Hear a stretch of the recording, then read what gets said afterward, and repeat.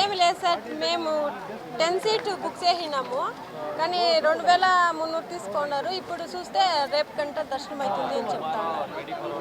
అప్పుడు మీకు టికెట్ ఇచ్చింది ఎవరు సేల్ చేశారు సార్? ఇది ట్రావెల్స్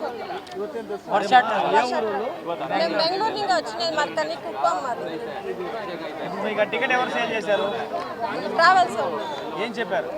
ఏమీ లేదు, ఫ్రీ దర్శనం అయిపోతుంది మాప్సార్ లోపల. ఫ్రీ దర్శనం అని చెప్పారా లేదంటే ఎట్లా చెప్పారు? మీకు ఏమని సర్వదర్శనం అని చెప్పారు కానీ మాప్సార్ అమౌంట్ ఎంత ఇచ్చారు మీరు? 2300 rupees ಒಂದು ಟಿಕೆಟ್. ಸರ್, ನಾನು ಹಾಸನಿಂದ ಬಂದಿರೋದು. ಹಾಸನಲ್ಲಿ ನಾನು ಗೌರ್ಮೆಂಟ್ ನರ್ಸಿಂಗ್ ಆಫೀಸರಾಗಿ ಅವ್ರು ಕೆಲಸ ಮಾಡ್ತಾಯಿದ್ದೀನಿ. ನನ್ನನ್ನು ನಾನು ಹಿಂಗೆ ಒಂದು ತಿರುಪತಿಗೆ ಹೋಗಬೇಕು ಅಂತ ಹೇಳಿ ಪ್ಯಾಕೇಜ್ಗೆ ಅಂತ ನೋಡಿದಾಗ ಗೂಗಲಲ್ಲಿ ಸರ್ಚ್ ಮಾಡಿದಾಗ ಬಾಲಾಜಿ ಟ್ರಾವೆಲ್ಸ್ ಅನ್ನೋದು ಒಂದು ಗೂಗಲಲ್ಲಿ ಸರ್ಚ್ ಮಾಡಿ ಬಂತು.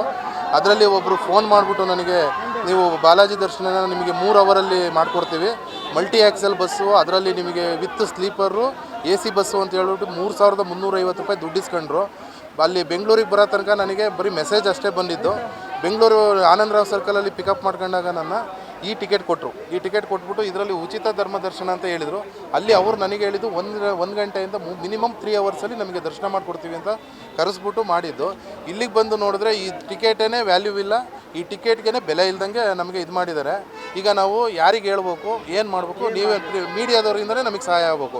3300 ರೂಪಾಯಿ ದುಡ್ಡು ಇಸ್ಕೊಂಡು 3 ಗಂಟೆಯಲ್ಲಿ ನಮಗೆ ದರ್ಶನ ಮಾಡಿಸ್ತೀನಿ ಅಂತೇಳಿ ಇಲ್ಲಿ ನಿಲ್ಲಕ್ಕೂ ನಮಗೆ ಜಾಗ ಮಾಡ್ದಂಗೆ ಮಾಡಿಕೊಟ್ಟಿದ್ದಾರೆ ನಮಗೆ. ಸರ್, ಇವತ್ತು ನಿಮ್ಮ ಹತ್ರ ಟ್ರಾವೆಲ್ಸ್ಗೆ ನೀವು ದುಡ್ಡು ಕೊಟ್ಟರು, ಅದೇ ಥರ ನೀವು ದರ್ಶನಕ್ಕೆ ಅವನು ನಿಮ್ಮ ಹತ್ರ ಸಪ್ರೇಟಾಗಿ ದುಡ್ಡು ತಗೊಂಡ್ರ? ಸರ್, ದರ್ಶನಕ್ಕೆ ಅಂತ ಇನ್ಕ್ಲೂಡಿಂಗು ಬೆಳಗ್ಗೆ ಬ್ರೇಕ್ಫಾಸ್ಟು, ಮಧ್ಯಾಹ್ನದ ಲಂಚು ವಿತ್ ಇದು ದರ್ಶನದ್ದು 3ದು ಸೇರಿ ನಮ್ಮ ಹತ್ರ 3350 ರೂಪಾಯಿ ದುಡ್ಡು ಇಸ್ಕೊಂಡಿದ್ದಾರೆ. ಸರ್, ಮಾಮೂಲಾಗಿ ಈ ಟ್ರಾವೆಲ್ಸ್ ಮಾಡೋಕ್ಕೆ ಬೇರೆ ಎಷ್ಟಾಗುತ್ತೆ ಸರ್? ಬೇರೆ ಎಲ್ಲ ಸರ್ಚ್ ಮಾಡಿದ್ವಿ ಸರ್.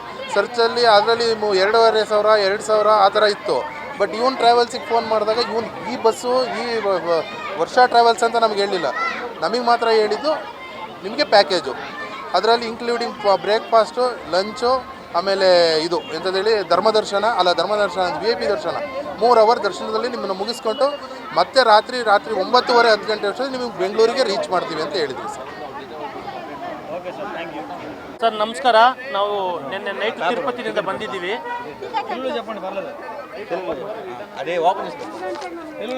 సార్ నమస్కారం సార్, నిన్న టికెట్ బుక్ చేసుకుని వచ్చాము. మాది టోటల్ 10 నెంబర్ ఉన్నది. 2300 రూపీస్ పర్ టికెట్, 1 టికెట్ దర్శనం ఇస్తామనేసి రేపు అవుతుంది అనేసి అక్కడ చెప్తున్నారు సార్. తిరుమలలో అట్లా అని చెప్తున్నారు. వీళ్ళు పేక్ చేసి మాకి 10:36 నెంబర్ ఉంటారు ఆ బస్సులో. ఆ బస్సుని ఇంకా తీసుకొచ్చేసి ఇక్కడ దర్శనం పోవాలంటే 10,000 ఇస్తామంటే కూడా అది కూడా లేదు. దర్శనం అంతా ఫాట్ చేస్తున్నారు సార్. ఫ్రాక్ ఆ టికెట్ వాళ్ళు మీకు ఏం చెప్పారు? దర్శనం అవుతుంది వచ్చేయండి, ఈ రోజు 12 గంటల వరకు దర్శనం లేదు, ఇచ్చేస్తారు, దర్శనం అవుతుంది. ఆల్రెడీ సాయంకాలం దర్శనం అయిపోతుంది, 4 o'clock మీరు వచ్చేయచ్చు రిటర్న్ ప్యాకేజ్ అని చెప్పారు సార్. ట్రావెల్స్ టికెట్ మీకు ఇచ్చి తొందరగా దర్శనం అయిపోతుంది చెప్పారు. అవును సార్. అంతేనా? దర్శనానికి ఎంత పే చేశారు మీరు? దర్శనంకి ఏమీ అమౌంట్ చేయలేదు, ఖాళీ package 2300 rupees per ticket sir, 1 ticket. Only ట్రావెల్స్కి ఇచ్చారు. ఏ ఊరు నుంచి ఏ ఊరికి? బెంగళూరు సార్, కృష్ణరాజపుర.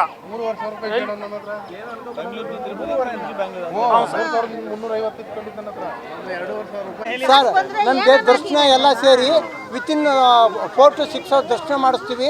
2,500 ರೂಪಾಯಿ ಅಂತ ಹೇಳಿ ನನಗೆ 74 ವರ್ಷ ವಯಸ್ಸಾಗಿದೆ. ಅವ್ರು ಹೇಳಿ ಈ ಥರ ಕರ್ಕೊಬಂದು ಇಲ್ಲಿ ಇದು ಪೇಕ್ ಅಂತ ಹೇಳ್ತಾ ಇದ್ದಾರೆ. ಏನು ಮಾಡ್ಬೇಕು ಹೇಳಿ?